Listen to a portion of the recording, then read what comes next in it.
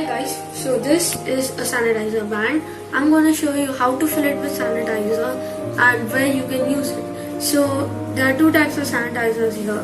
One is the gel sanitizer and one is the liquid sanitizer. So we're going to use the liquid sanitizer. So first, to fill it, you will have to remove this knob. So I'm going to use a toothpick for instance.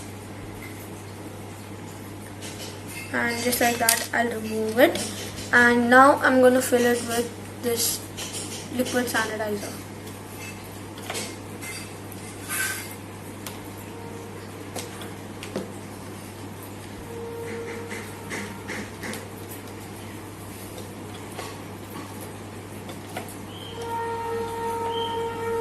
So after filling it, I'm going to put this knob back.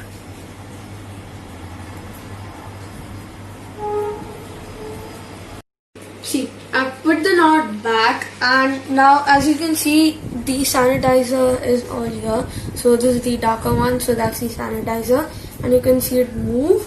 So now I'm going to show you how to use it. So you can just put it like this, and when I press, there'll be sanitizer there.